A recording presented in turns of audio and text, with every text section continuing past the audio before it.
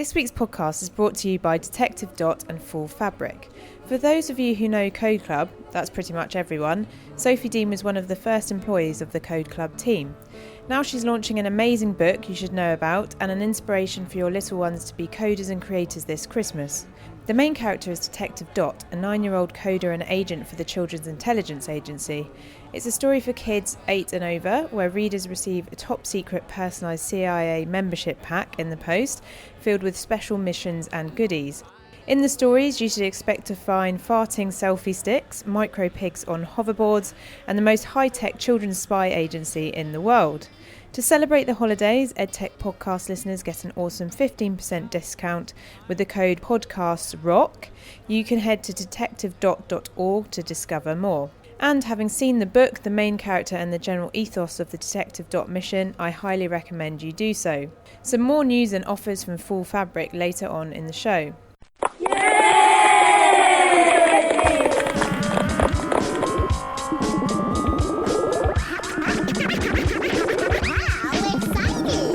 Hello everyone and welcome to the EdTech Podcast.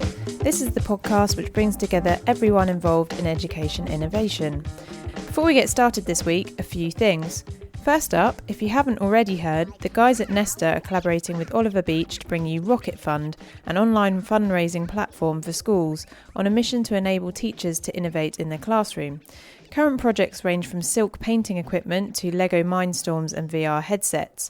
They are currently in pilot phase, announcing results at BET, but if you'd like to support a classroom project or join the waiting list to use the platform as a teacher, go to www.rocket.fund. Next in the queue, if you're a school teacher or leader, you may still be able to sign up last minute to the 2017 Computing Celebration event to demonstrate your computing project success if you're based in London. There is a link in the show notes, or you can follow #IslingtonComp on Twitter. And finally, I have it on good merit that the main findings from the EdTech Challenger Gov workshop will be freely available on Monday 19th of December, so those to be shared with you in next week's episode if you're listening to this straight away. Now, this week we've got the second of a 2-part series on Websummit. In this episode, we hear from the founder of KUBO ROBOT, the winning startup of the entire Websummit pitch competition, on their startup which teaches coding without any screens. Plus, Nepalese startup Career Disha Nepal on career counselling for the young demographic of Nepal, the Keen Collective from Amsterdam on creating an Airbnb for learning, and heads up, there's some fantastic expletives during that interview, Volo from London on high-quality volunteering to patch the skills gap, Amolingua on fast-paced language learning from Russia via Edinburgh, and Lime Rocket of Australia on interactive gaming for university admissions departments. If this is the first podcast you're listening to in the Websummit series, make sure you go back and check out the others with interviews from UNHCR on education for those with refugee status, plus Kamesh Flynn of the Western Cape Government of South Africa on making the impact at early years. Websummit was a huge event with over 50,000 attending, and it was wonderful to pick out the EdTech innovation put forward during the week we found out Donald Trump was president. If you like what you hear, don't forget you can subscribe on any of your favourite podcast listening apps and leave a review.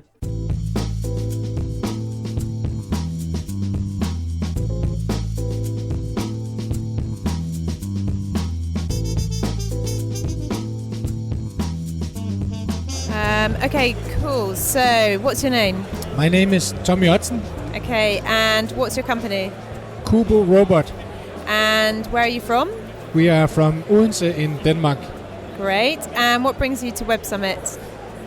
We are here to, first of all, find new partnerships and people that we can connect with from different countries that can help us to establish sales channels, find good network in different schools in different countries. And we have a stand where we are standing all day today, and we participate in the pitch also to create some awareness around KUBO. And KUBO, what do you do in a nutshell? We teach children to program in kindergarten and primary school, and we do it without the use of a screen, that means tablet or computer. So we took all the stuff that you normally see on the screen, all the elements, and we put them out on the table.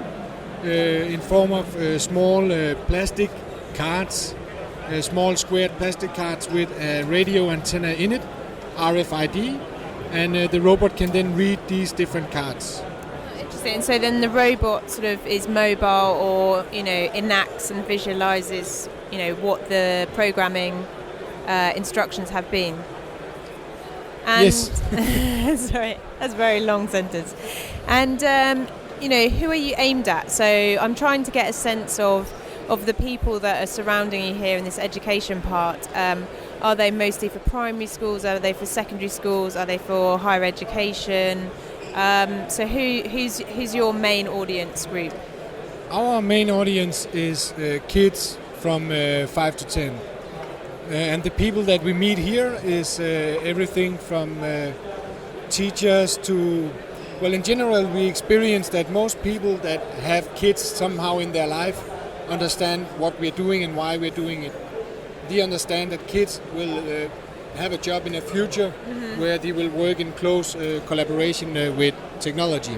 Yeah. And that it's important that they understand how technology works. And you were just telling me about your pitch yesterday, so can you tell me a bit again on Yes. the microphone?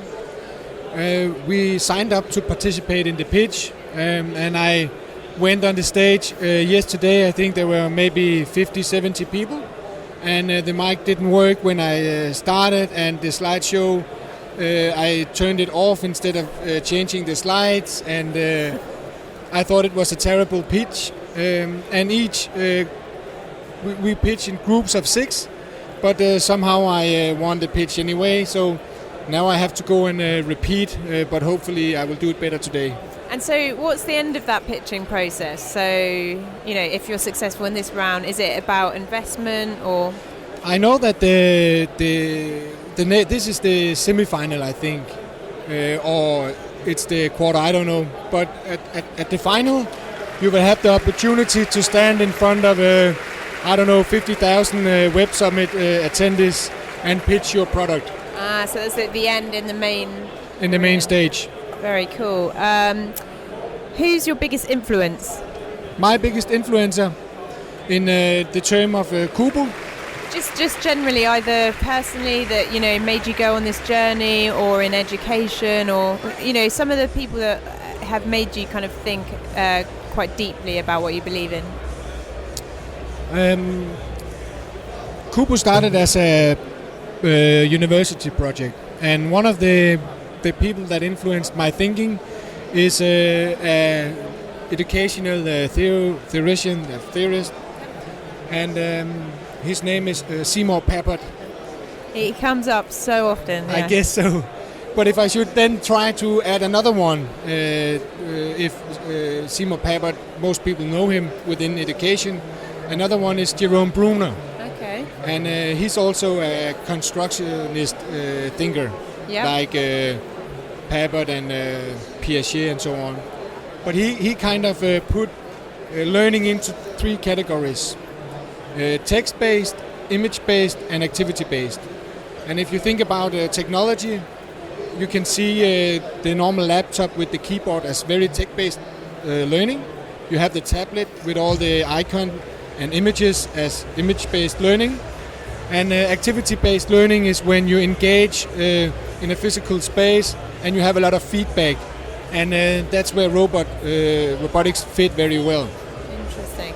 And how can people get hold of you? So if they're listening today, they think it's interesting. I suppose the first question is, who would you like to collaborate with? So if people are listening in, and then how can they get hold of you as well?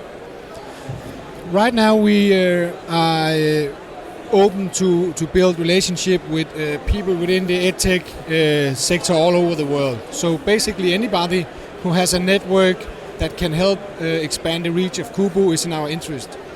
But also we are interested in talking with schools, first movers among teachers that want to be a part of the first that actually used KUBO in a classroom. Okay, and the way they can get in touch at the moment is through our webpage, where they can either write to us or sign up for our newsletter and the upcoming Indiegogo campaign. Okay. And what here have you seen in terms of EdTech or education trends that you think are relevant for those listening in?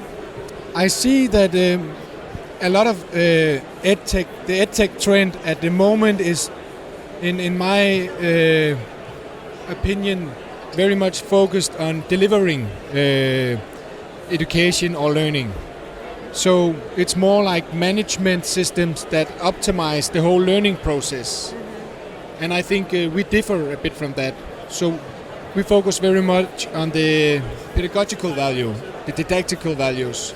So we look very much on learning outcome instead of time spent delivering teaching. Okay, so less sort of VLE and more actual engagement of students. Yes. Which is quite interesting. Okay, fantastic. Well, good luck with your pitch. I hope it goes as badly as yesterday in the sense that you go through. I hope so. Not. Maybe see you this evening as well. Definitely. Thank you. Okay, so I found my way to the education and philanthropy for social good area of the event. So that's not to say that the other areas aren't for social good. Okay, so what's your name? My name is Inge Patch. Okay. My Nepali name is Ganga. Oh, okay. And where are you from? I'm originally from Austria, but I live and work since 4 years now in Nepal. Okay, and tell me the name of your company and what you do. Our company is called Career Disha Nepal. We are a social business startup and we are Nepal's first holistic career counseling project. So we try to enlighten young people in terms of their future career and provide them with tools they require to make more fact-based decision on their future career and their education and their dream job. And what educational problem do you solve?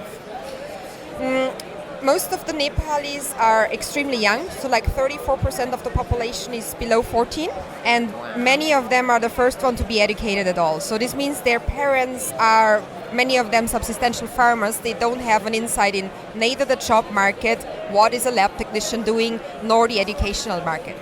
On the other hand, Nepal's education is extremely expensive, so doing a bachelor costs between $2,000 and $10,000 or even more if you go into really high-end. So making the right decision is very essential for them, and very often they're making the decision without having really access to the information they require. That's one problem we try to solve, providing more information to families in Nepal. Another problem we try to solve is that everybody in Nepal wants to become doctor, engineer, the high-ranking jobs. On the other hand, if you look at the labor market, like if I would have a plumber available, I would love to hire him. So there is so much works which are absolutely understaffed, like plumbing, electricians, and nobody's really going in this direction. Also, there are many prejudices, like people think if you for being an IT developer, you have to study a bachelor in IT, and then we want to keep on telling them, no, if you're really well talented, you can do it online, you can visit a massive open online course, and even if you sit in the most remote area, as long as you have internet and you train yourself online, you can become also an IT software developer. It's very interesting. So I guess in the UK on vocational, people are sort of doing the opposite, which is sort of trying to say you don't have to be a plumber or a mechanic. In terms of vocational, you can do X, Y, Z. But whereas actually in Nepal, it's sort of saying, well, that is the diversifying into other job roles, because at the moment it's still quite centred around the sort of traditional job. So I want to be a doctor or a... Yeah, I think Nepal society meant like a lab from being 100% farming society. So if you look back in 1950s, there has been no industry at all. It has been just like the king and farmers, and that's it. And now there have been initiatives like you have to be educated, which is good, but they somehow overdid it. And now everybody seems to have a bachelor and a master. And all the basic jobs which are simply required in a society are neglected. So we don't try to push anybody in a direction, but we want to say if we just see from your profile you're more suitable for an electrician than for IT professional, then we try to recommend it to him. And the next person who comes who likes to rather work mentally, then we try to guide them in this direction. So we just want to be open for everything. And who are you looking to partner with? So for example, is it universities, is it schools, is it potential employers? we're looking for three things here. I think the first one is we want to get in touch with projects which are close to what we do. So other educational projects where we can integrate maybe parts of their source code in what we do, or chatbots which we could use for, let's say, online counselling of the students. So we look for partner projects which would fit well into our concept. We're also looking for software developers. It's extremely hard to get the software developers in Nepal. The education system have elaborated a little bit, and it's very theoretical. So you have graduates in bachelor in IT who cannot even write a simple code line in SQL. So we're searching also for software partners. We were hoping maybe some Indian or some Nepali colleagues would be here. And the third thing is we're searching for investors, because we have to do a big data collection to be able to provide our students with the information. This is data which cannot be crowdsourced because it's very specific, and you have to have a look at it from the perspective of a counselor. So, and therefore we need some funding, and that's the third thing we're searching for here. Okay, so those investors listening in, how can they get in contact with you as well? Well, we have our website, which is www.careerdishanepal.org, or sending me direct an email to inge, @careerdishanepal.org. So from your point of view, I don't know if you've had a chance to look around or chat to your colleagues here. Have there been any particular trends that you recognise in terms of education at Websummit as well? So I feel on the one hand it's going a lot into the communication level, into using technology to go out, or to be better connected. So, obviously the whole bot systems, I had not time to go to the whole chats and bots, which seem to be very interesting, I think, for education to be more integrated.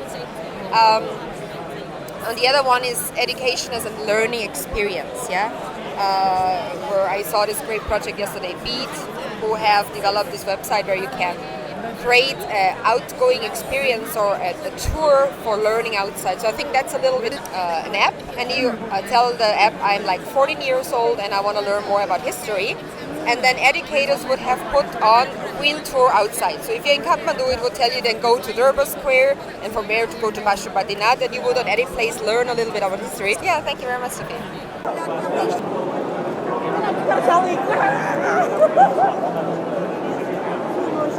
I'm currently doing the summit walk of, I'm definitely late, there's loads of people, it's a high density of people. And it's all about being purposeful in your strides. So, onwards. My name is Alette Baartmans. Okay, great. And where are you from? I'm from Amsterdam. Well, the name of my company is Thomas & Charles. And then we have a Keen Collective, and we are my company, but also practices. So a school, like the Keen School, and also EdTech parties. And what we're doing with the collective is what we see is a change in the paradigm, and that there are several companies, but also schools, practices, initiatives working on the changing paradigm. But it's not really the new status quo yet, right? So all of this, the cool stuff that we see in education, it's not in every school and it's not all over the world. Why is it not all over the world? So that's the big question that we were answering together. And our final conclusion was that we have a problem with validation. So what we see is we cannot really validate the learning outside of school, so the traditional school, that's what I'm talking about. Because the Keen School, for instance, they are working on a very broad scheme of skills and competences and knowledge bases, and they're working very personal with the students, so they all have their own program, using their own content and tools and selecting it themselves. But what we see is that it's very hard for schools like this, initiatives like this, to grow, because parents feel like, ooh, but is there really learning going on?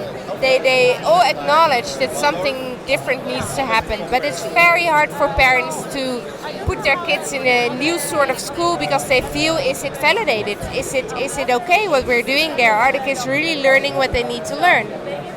And that's the same for governments. So that's also legal issues that you see then, that the new paradigm schools and the new paradigm initiatives are not really in the legal range. It doesn't fit in the infrastructure. It doesn't fit in the infrastructure that we have at the moment. Yeah. So this is why these initiatives are not starting enough, are not growing enough, are not taking over, because you see that there's issues with the government, with parents, also maybe teachers who do not dare to work for these kind of schools because it's not validated enough. So what we're focusing on with the Keen Collective, and we're doing that from a tech perspective, but also from a support perspective, like my company that is basically a consultancy company, and practices to find out together how to validate the new sorts of learning that we see. And it's, of course, it's not new learning. We learned outside of school already, but we never thought about validating it. And now we really need to do so in order to change the status quo.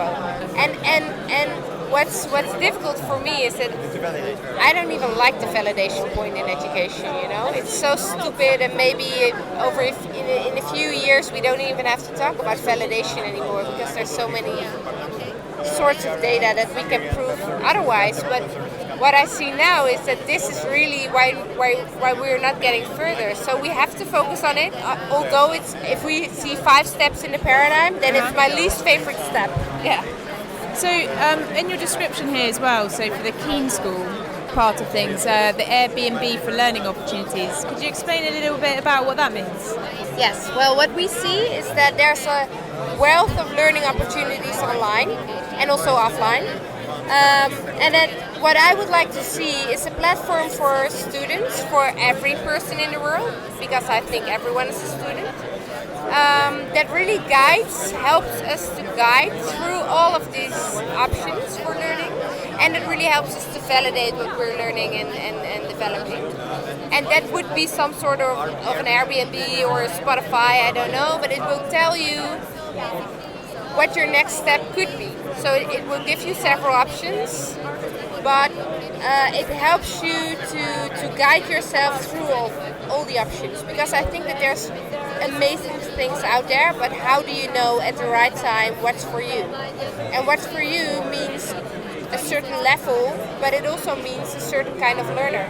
So we have to learn a lot from big data that we're gathering at the moment in order to fuel a platform like this. Because I started a platform like this, it was called Schooling, and it was 3 years ago, and we failed miserably. Because we do not have the necessary data yet, and the necessary open language or the open standards in order to connect all of these platforms and to really tell students what their next steps are.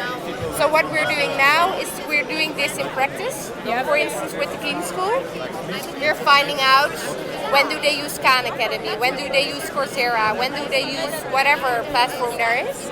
And from the data gathering that we do there, we're trying to build up layer by layer an online solution for this. Interesting. So for people listening in, so who are you looking to partner with in order to help achieve this? Yeah, well, for us, you can see on the website how we see the change in the paradigm. And all of the initiatives that are working on this, we need to be in contact with them, because either if they're tech or support or keen practices, doesn't matter. We need to learn together about this validation issue, also to be able to build this Airbnb. So we need to have partners from all over the world that are working at the paradigm shift as we see it, to together find out how to validate what we're doing and to shift the paradigm into a new status quo. And when will it launch, do you think? ASAP? No. Yeah. Well, the gathering, of course, is we've started with that, and in practice we're doing a lot already.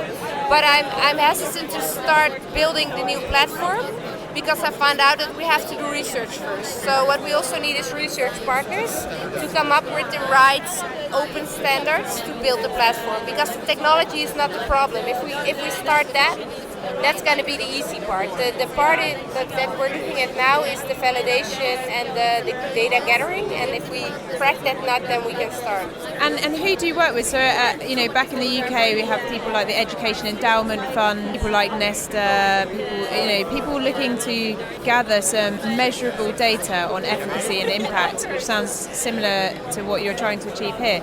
So, who are you working with to do this validation?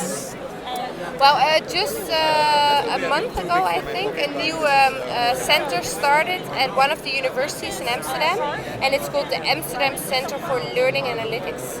And it's one of the newer centers that is looking not only at the learning analytics as we know it, but also gathering data and trying to see if there's learning analytics in there. So they are one of our crucial partners in the future because they have to see with us if we're really validating stuff. And what I like about them is that they're really critical at the current paradigm because they say we think we are measuring all kinds of stuff and that's not true. So that's the first step. But we also need them in order to find out what is the way to go. And that's the research perspective. And fortunately, they are working with schools also in the US and the UK, or schools, universities. So it's a worldwide thing. And they are our partner on this. And you've got on your poster here from standardized tests and diplomas to blockchain. So what does that mean? Well, that would be my ideal, that we can measure through not only tests, because it's not that I'm against tests, but I think that it would be very nice if we can gather data like we do now on LinkedIn on a low-key level, and that I can say something about someone else. But I think that if we can do it like that, like in a blockchain, then we might find a whole new way of validating what people can do, and that's one of the things that we're thinking about. It's very interesting because, perhaps it's not the number of reviews, it's huge. It's also who is validating it that has an influence as well. Interesting. Okay. But I mean, you can see like the blockchain as we see it in finance, then I am reporting on the money that I'm giving you, that I'm receiving for you, but that could also be for knowledge maybe, and then it's going to be very interesting, or skills for that matter. So skills trading. And how can people get hold of you if they're interested to find out more or partner? Well, I just fucked up the website. Oh really? Oh, good job. Because of the internet here. So then it's going to be keencollective.org. Okay, keencollective.org. And people can also register there to be part of the collective. One final question. Who's a big influence for you? So how did you get to this point? Who's a big influence on how you think? I'm trying to say either my mom or Cam Robinson. That's great, right? Okay, maybe it could be a hybrid. Yeah, it's a hybrid, No, the first thing, when I was in university and I was trying to decide what to write my thesis on, I was in organization studies, so it's not per se about education. Then I saw the video of Ken Robinson and I thought, oh shit, how are we going to organize that? So that was the main thing that I focused my thesis on education. And then my mom, she's in education, and she's happy for over 35 years to work in education, although there's a lot of stuff going on that's really fucked up, but she really gets her energy from the kids, and she's constantly developing herself into the new age and working with apps and stuff like that. And in my talks with her, I'm constantly also getting to know more about what is education really about, because I think that there's a lot of companies who do not talk to teachers often enough, and who just say, well, teachers are not innovative, or it's the problem that teachers do not want to do anything, and that's certainly not our problem. It is a problem that we're not giving them the right tools and maybe not the right training, but they really should talk more to teachers, because there's a lot of beautiful stuff going on within the classroom and we do not know about it, because my mom will certainly not go on Twitter, but we really have to ask them, because the innovation is also there, and that's my continuous motivation. Yeah. A quick break before the next section of the podcast to bring you this message from Full Fabric. I met Tanya out at Websummit at the EdTech Podcast pop-up drinks, and Tanya set up Full Fabric after working in a university admissions department and getting increasingly frustrated at the lack of process involved in supporting and welcoming students. What's evolved many years later is a software solution that helps universities manage their prospects from initial inquiry all the way through to enrollment. Importantly, Full Fabric is modular and customisable, so it lets universities recruit, market to and admit students using a single integrated platform. All data is hosted on the cloud and can be accessed anytime, anywhere, and on a range of devices, and because of a German university who are an early client, it's got all the robust security you'd expect in the form of data protection and compliance. If you work for a university admissions process team and fancy finding out more and setting up a free consultation, you can visit learn.fullfabric.com/podcast. And now back on with the show. First up, what's your name? My name is Lotus Bautista. That's an awesome name. Thank you. Where are you from? I'm from London. Whereabouts? Interesting question. Wembley. Okay. Simplest answer. What brings you to Websummit? Just interested to see what the tech startup scene was like across Europe. So how would you describe your startup then? Volo is our startup, and we basically address the current skills gaps within undergraduate students, particularly focusing on soft skills, by connecting them to skilled volunteering and then tracking the impact and the data that they create. So who are you aimed at primarily? Specifically students, most likely in their first degree, just coming out of school, maybe second year of university, really starting to think about where they want to take their future, what part they're going to play in kind of the construction of the world. That's our aim. And so essentially as well, it's ever more competitive to get a job.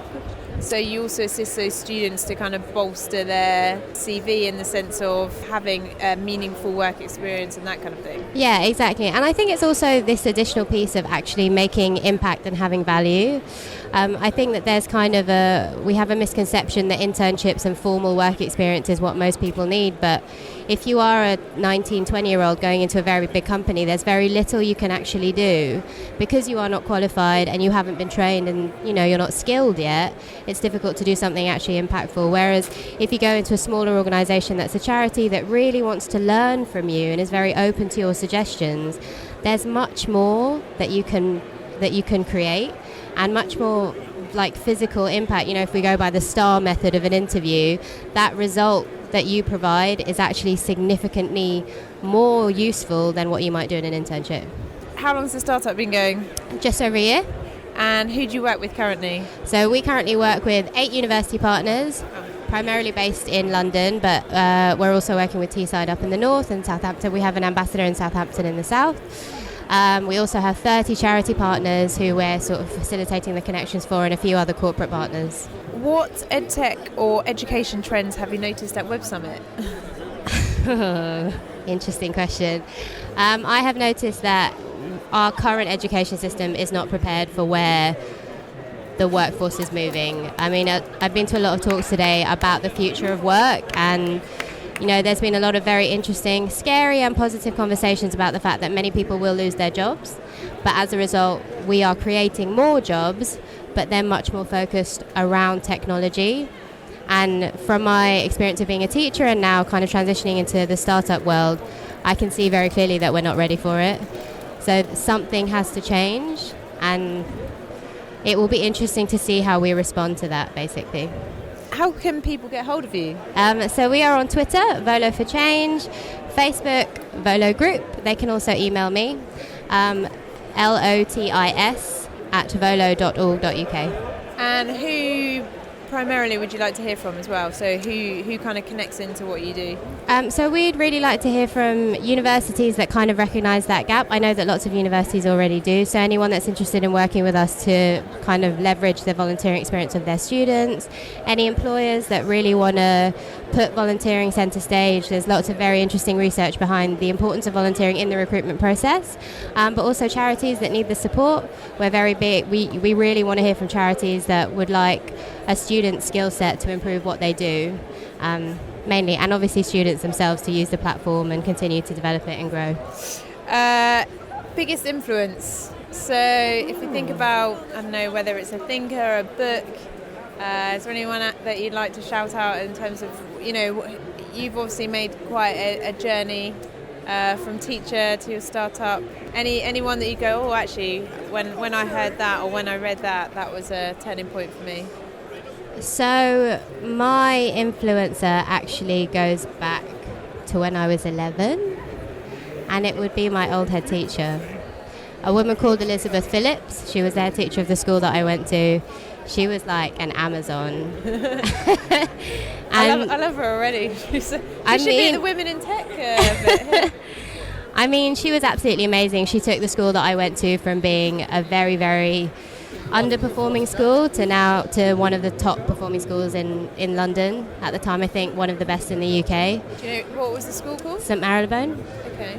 And we continue to do well under the new head teacher, but the ethos that she instilled in us was basically that being a woman was never going to be a barrier, and we should never allow it to be a barrier. So as a result, just kind of approach life with that mantra. And then you've got things like your mum and all the other women around you who, just don't really deal with anything that's rubbish. Yeah, I hear the paraphrase. Yeah. Awesome. What's the biggest problem with education currently? Oh, controversial question. I'd say the biggest focus, which again is something that links to the trend that I see now, is the imbalanced focus towards academia and towards making students really good at essay writing and really good at sums, but not incredibly good at the things that actually make you a useful person to the world. So yes, some organisations need people that are very analytical. Most organisations do, and that can produce a good report. But beyond that report writing, your duties as an employee, as a leader, as a manager go far beyond. And I don't think that we prepare students for that at all. I hear that over and over again as well. What's the best other solution or innovation or service on the market? Any other education innovators that you think actually what they're doing is really purposeful? Honestly, no immediate answers come to mind, and that's not a bad thing. It's not saying that nothing is happening, but I think that if we're thinking EdTech, it is a relatively new space. Education is, I would say, one of the slowest industries to take up technology. The biggest innovation in education in terms of technology was a smart board, and that came out when I was at school, so just under 20 years ago, and nothing really has moved on from then. We obviously harness the internet, and organisations like TES do a great job to try and enable teachers to do their jobs better, but is there anyone that really sticks out in my mind at the moment? Not really, to be totally honest. But I think that I'm hoping that will change. And best thing you've seen here so far? Oh man, so much. Okay, I saw a talk which was really... most of the talks I've seen today about the future of the workforce. I can't remember his first name, but a gentleman with the surname McAfee, who wrote a very influential book about the rise of the second machine. Yep. And he was just kind of going over my thought process and sharing how over the last 2,000 years human history has changed massively, and again just going back to that theme of what are we doing to change it and how are we going to respond to it. I think also the talk on ethics in technology was very, very interesting, especially coming from the education background. There is sometimes a clash between what education wants and what business sees, and it's usually ethically based. So what we think is ethically the right thing to do for our students is not necessarily what businesses want us to do. So yeah, it's very interesting. I see a huge butting of heads between investors and scale and teachers and malleability of product. Yeah. And be interesting to see how that plays out and whether there's any kind of compromise that can work between both. I think Ronaldinho's just got a massive round of applause. He walked past me earlier. Yeah. He's obviously starstruck. So. But Joseph Gordon-Levitt was here yesterday. He was pretty interesting. Okay, cool. Had a lot to say. I would say another kind of thing that's very obvious to me from being at this conference is there is a huge chasm between education and business, both in the languages that we speak, the terminology that we use, our understanding of what people need, and it needs to be addressed. I would be very interested to see how that's going to happen, and hopefully we can start to address that conversation. Yeah, it's really interesting. I think teachers are really good bullshit detectors, so they're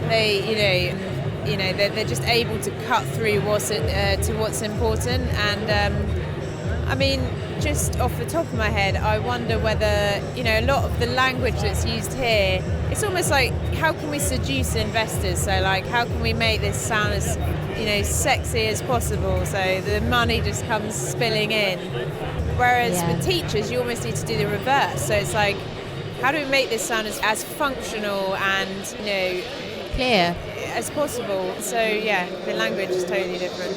It's so interesting, and I would love I would really love us to be kind of at the forefront of starting to close that gap. But it's very obvious, even in the conversations that I have with my business partner, who is from a business background, and I'm obviously from an education background. Sometimes I cannot see her position and she cannot see mine until it's well explained. And I think that really perfectly demonstrates just that gap. And it's great that we work together because it means that we can really, on a very micro scale between us, understand what the gaps are and hopefully try to address them. Absolutely. Maybe we need a forum of you and a forum of people like your business partner just to kind of act as translators between both. Hopefully. That'd be amazing. Awesome. So everyone's got your Twitter handle. Thank you very much. Thanks, and what are you going to do this evening? I am going to go to a cultural crawl, which is about technology as a force for good. Ah, okay, cool. That's the essence. And we'll see you tomorrow. Thank you. See you tomorrow. Thanks so much.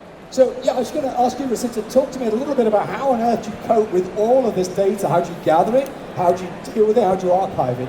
I mean, it's almost endless. Hello everyone, my name is Ekaterina Matvieva, but in English it's Kate. Welcome to EdTech Podcast. Where are you from? Moscow, Warsaw, it's all a mix. I would say born in Moscow, but still citizen of the world. What brings you to Websummit? Well, it happened quite interesting because I have a friend who founded Unius Learning. It's another company based in London. And about half a year ago, we agreed that it would be possible to join them, like that I could go and as well help them with the expo. Nobody expected this year that we would actually, as Amolingua, get to this top 200 to pitch. Well, they didn't get through, so eventually I came here and pitched. Okay, amazing. So take me back. So what was that particular pitch event, the first one? Today there were two events, right? So the first event as well, quite impromptu. I just dropped by Sberbank, because Sberbank it's a Russian bank, and then they threw a competition with MasterCard. They just invited me. It's like, okay, and it was just 1 hour before the main pitching, and the pitching again is always for investment, some seed investment. Going back to your startup, what educational problem do you solve? Do you speak, any language, any foreign language? I'm a true Brit in the sense that I have pretty much only pidgin of many. Definitely, you're going to talk in a posh accent, and then you're going to Cockney. Who knows? You can switch. Anyways, so it typically takes someone around 2-3 years, sometimes 4, and £3,000 to learn a foreign language. It's a lot. Well, we are saying, okay, guys, you can actually go fast track 3-6 months and spend double less, so 1,500. Same time, we also know that Duolingo, different types of apps don't have this retention, rates. Like lots of people drop out, like Rosetta Stone, 54%. Just drop out after 4 weeks of their studies, right? They spend money and they forget. What we're doing, we're engaging continuously with people during 12 weeks of their studies, so they don't drop out. We have just 2% drop out, which is amazing because it's life connection, it's emotional connection, because so you will ditch notification from an app, but you won't ditch a life lesson. What's the company called? Amolingua, it's a Latin name. Yeah. It means I love language. And so is it an app or what's the platform? So we are building a platform, and at the same time we have an app. And an app goes as a component.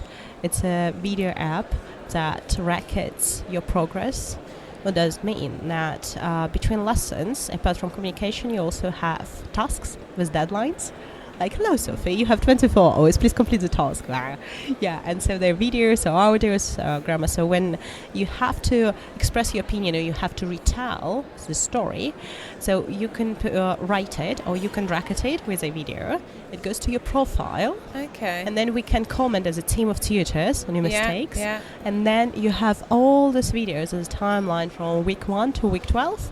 So actually it's tangible to see your progress, right? Because quite often people they just tested, grammar, and you don't know actually how far you are in your proficiency in speaking skill. And how long has the startup been going for? Okay. So I'm a linguist myself, so I've been like teaching for almost 9 years from my first, bachelor year. Then we started testing in 2015, still as a Europe Online. It was my blog. We started from there. And we actually had no idea how we would roll it out. But then after 1 year, again, different competitions, more and more people, clients, students, we proved the idea, the concept, and then in March 2016, we founded properly Amolingua. Already it was a new name, and in Edinburgh, because we were there in accelerator. And then, What accelerator were you in? Yeah, so it's interesting. It's called Acorns, Acorns, to oaks. Yeah? Yeah, and first I was in London. There was a challenge, UK Best Startup Challenge, in London for the whole summer, 2015. It was really exhausting, but I learned as well a lot. And then, we got approved by the accelerator in Edinburgh because I used to study in St. Andrews. So there's an alumni as well of, Scottish University. And so, I just went back, to Scotland as well. And so you're in Scotland now as the company as well? Yeah. Okay, and then who's it aimed at primarily? Any particular age bracket or user type? It's quite interesting as well because I realised that we can have different marketing personas, different people. So, for example, now lots of businessmen who are trying to expand their business or move in, to different countries, like experts. They're in this urgent need of learning languages, but not just languages. They also need to understand another culture. Yeah. So it's a huge problem now. How to come back to your country, not to be a foreigner. How to go there and hit it off from day one. So we provide it. Then we're talking about young professionals, professionals of these big consultancy firms who are also relocated. Again, we now as well targeting B2B. Offering young professionals this year. So going into sort of workplace learning or training. HR, corporate training. Exactly, yeah. But still, it's mostly one-to-one. Yeah. So online, it can be as well up to 6 people. Okay. Now, interesting trends let's say a young guy, student starts. Then his mother, his father, or sister, and then their friends, their neighbors, and it's just spreading around.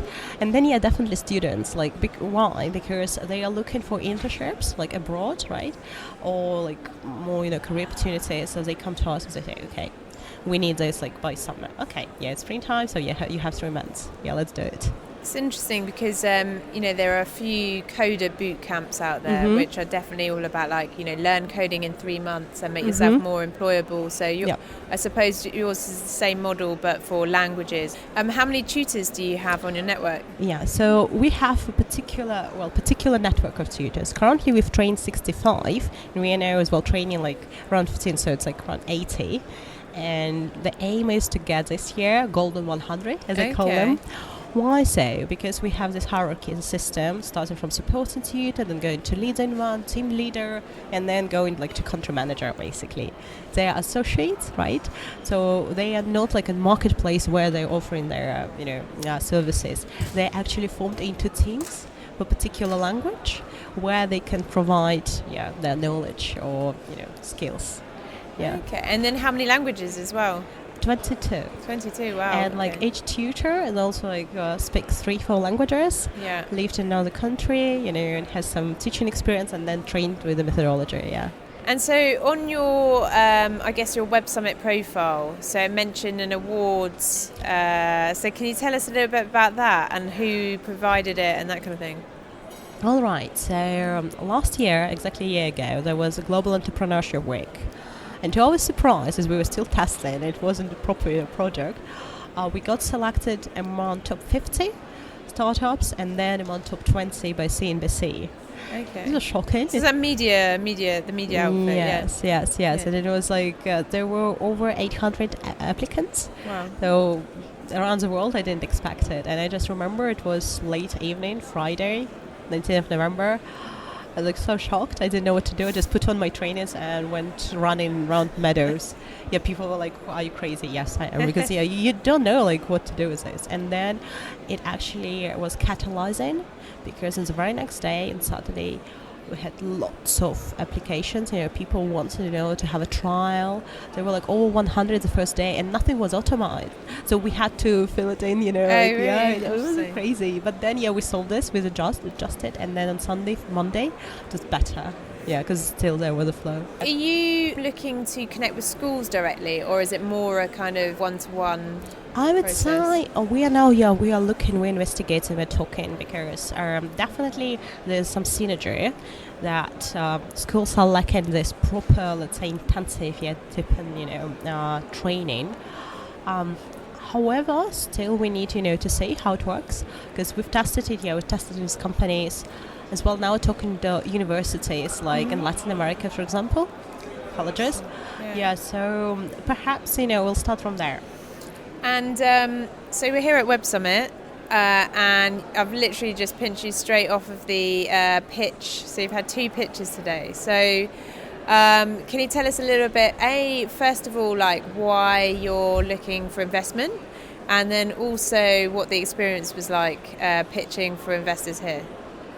The first pitch actually was quite impromptu. It was Sberbank. Sberbank is like Russian bank. And they organized a pitch supported by MasterCard. If I'm not mistaken, $10,000, something like this. So I pitched there. I liked it. Connected with people. Rehearsed. Went to another stage.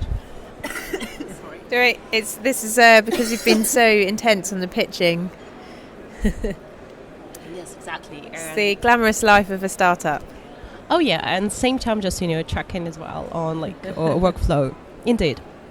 So yes, I head there, and I went to another stage, and there it went brilliant. I like, to be honest, I was as usual, I was a bit nervous, but when one of the judges asked me, "What's your secret? Why are you so passionate? How do you find this? The key to your passion?" I said, "I just love languages. I love cultures, communication, and I just want to spread it around the world. I just want to kind of, to make it even more contagious."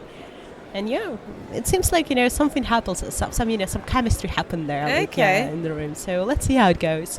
Any business cards swapped? Oh, there are a lot. Now with all this app, Websummit app, it's good. Yeah. And what's the investment for that you're looking for? Exactly. So we're at the stage when we have clients, we have revenue, but we want to scale, right?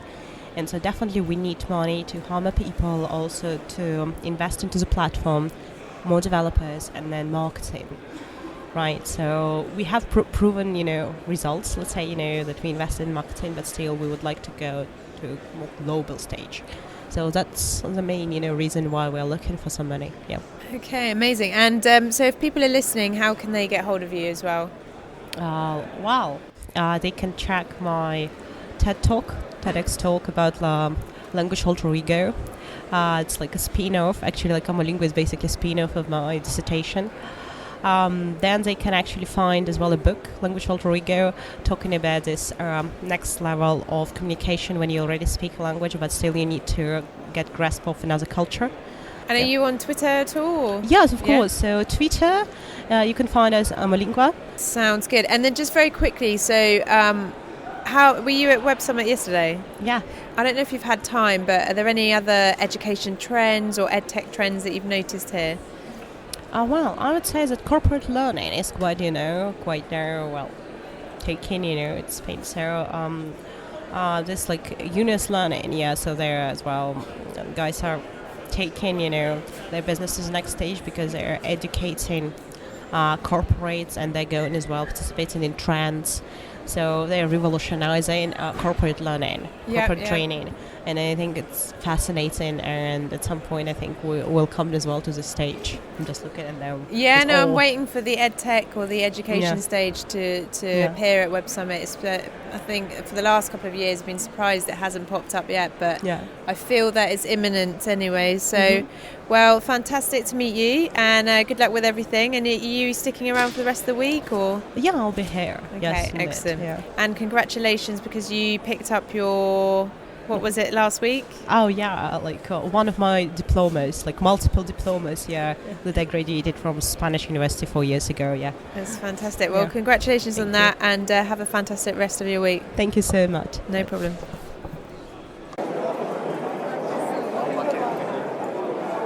Hi, my name is Philip, and we are from Brightbook. This is Pedro, my partner. Hi.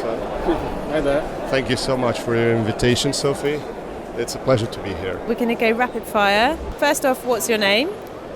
Philip. And Felipe Lopez. Philip Lopez, And yes. where are you from? Well, I'm from Portugal, and from the north of Portugal, the third largest city in Portugal, Braga. It's known as the Silicon Valley of Europe. Interesting. Because there are a lot of software companies in there, and they produce really good software engineers. Okay, and what do you think about Websummit moving to Lisbon? Well, it's awesome for us. It's really a great opportunity. So it's super close, and Lisbon is a marvelous place. Yes. And it's awesome that it comes here. And did you see the announcement, I think it was 2 days ago, about the Portuguese government putting a lot of money into making Lisbon an attractive place for startups? And Yes, Yeah. and we're quite enthusiastic about those kind of announcements because it's what economy is needing. And are there any other things the government could do to make it even more attractive? For example, what do you think about is there a lot of bureaucracy, or is it quite easy to run a startup here? Well, I think we're getting there. I would say that 2 or 3 years ago it was much more difficult, and there was a lot of bureaucracy to put things rolling. But now it's getting easier and easier. Okay, that's good. So what brings you to Websummit? Well, first of all, we had a vision to try to change the way education flows, and to do that, you have to establish partnerships, and so that's what brought us here, to try to establish partnerships, to make some important contacts, and try to boost it to the world, because everyone deserves to have this opportunity that we're trying to create for everyone. And the name of your company is?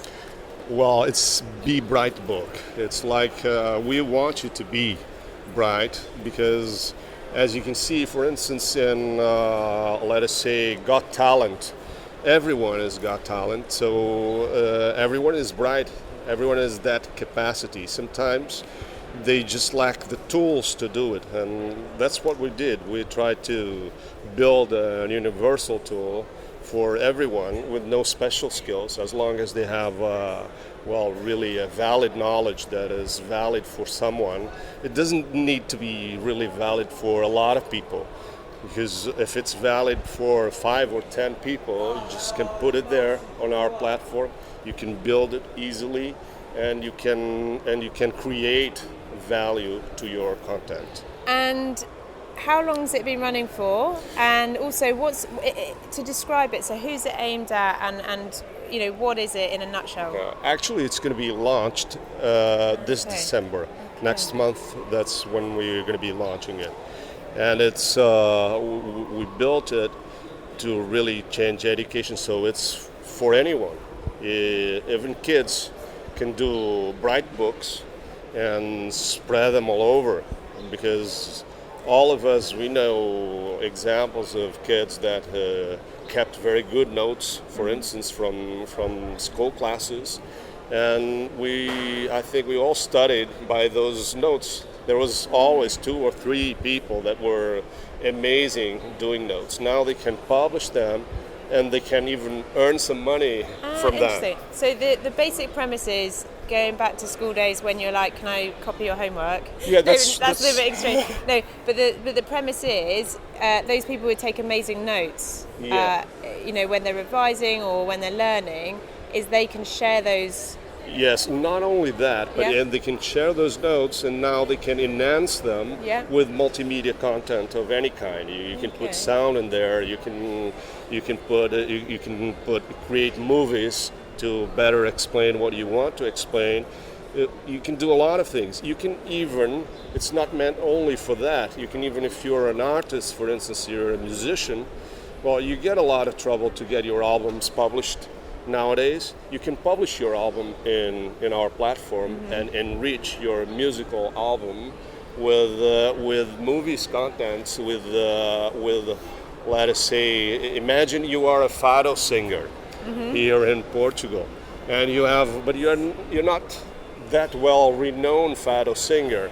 Well, you can take some pictures and some videos from Lisbon, and you just can sell or show to the world your songs and the way you sing. So you can publish your musical album in like 30 minutes. If you have the content, you can create it, well, amazingly well. And tell me a little bit about your background. So you were saying you were formerly a teacher, or you are? Teach at an institute, a BDI institute. It's one of the biggest biotechnology institutes in Europe, which is based in Spain. And so I'm really involved in education. I love education. I love to learn and to try to teach. And our vision, Pedro and I, started this dream by we have kids, and they have to go to school. They have like a bag with 10 kilos every day and take it to school with a lot of regular books. We love books. We love reading.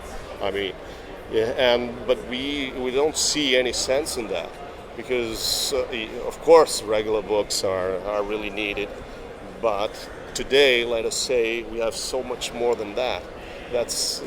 We couldn't just believe that kids can have other kind of books with all the multimedia tools that you have. It's impossible. And you were saying that you listened to the textbooks versus technology, and someone on the panel, you felt that you shared a similar vision to them. Yeah, but I remember what he said, because he said this is just like a revolution, and the difficulty is really for a regular person to have the tools to do it in a very, very simple way. And now you have it. That's what we created. It's really, it's really simple. You don't have to have any kind of special skills to do it. You just drag and drop your content, and you can just display it in a very, very professional way. And so it's super nice. So. Final question, what trends have you seen on the education space at Websummit? Is there anything that you've come across in terms of EdTech, or any speeches, or are you meeting any other people here that... Well, we're meeting some other people that share our vision. We saw a company that had a nice tool, has developed a very simple tool for kids from 1 to 7 to choose their contents in a very, very smart way on a smart TV, and with just a box. So it was nice, because kids are always stealing from us our iPads, our iPhones, and everything. So it's true. It happened to me just this morning, believe me. Okay, thank you so much, Sophie. All right, thank you. Thank you. Thanks, guys. Bye-bye. Bye.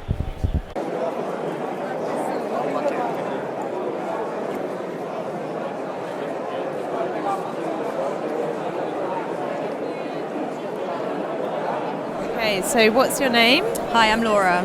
And what's your second name? Lowenstein. Okay, and where are you from? I'm from Italy, but I've come here from Australia, from Wollongong. Okay, you have a very British accent. Why is that? My mum is English. Okay, there we go. And what's your company name, and what does it do? So our company's name is LimeRocket, and LimeRocket creates interactive games for live audiences. So we basically open up a games experience to many people playing contemporarily on one shared screen. Why I wanted to speak as well is I'm interested in how the gaming and educational space are intersecting, I suppose. So from your perspective and your various partnerships and initiatives, what does gaming have to offer in the educational space? I think it's a really interesting time for games and education to intersect. I think they can really work wonders in terms of student engagement.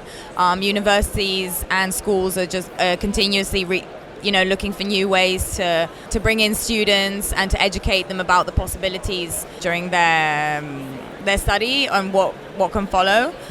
So we've tried to explore this sector, and we've been in 3 universities so far, in the University of Wollongong and the University of Tasmania and Amsterdam University College in Europe. And what we've done is sort of create these interactive games to educate students about what's going on in the university. So, for example, we were just in Amsterdam at the Introduction Week event. So there was a big screen running a trivia about which universities the new students could potentially go and study abroad in, or what the knowledge of the tutors was in that case. And, all sorts of other things, introducing them to the city, introducing them to their life as a student, and it's just a really low friction way for them to be able to interact. All they need to do is go to an assigned website on their phone, and the phone becomes a controller, and then they're automatically playing live on a screen with many other people. And I think it does reach people, and it does reach students. And that's the thing, everybody's already got a device on them these days. Mm-hmm. We're seeing everything from kindergartens and middle schools and high schools that have are given tablets already by the time they're 6. You got Google Classroom. We went to some elementary schools in Australia. Shout out to Thurl Public School, and they've already got all the devices there. So why not use them and make gaming truly social? And I think the educational sphere is a really good place to start with it. Oh, if you want to connect with us, go to Buzzy TV Games on YouTube. We've got a lot of great videos on there. Otherwise, it's at Buzzy TV. Look us up. Okay, fantastic. Thank you very much. You're welcome. That's all in this episode, folks. Don't forget to go and listen to the other Websummit episodes featuring the British Museum and MIT. Next week, a Christmas Day special featuring some of the best speakers from BET. Keep up with all the weekly news and shares at Podcast EdTech and on the Facebook page, and have a great week.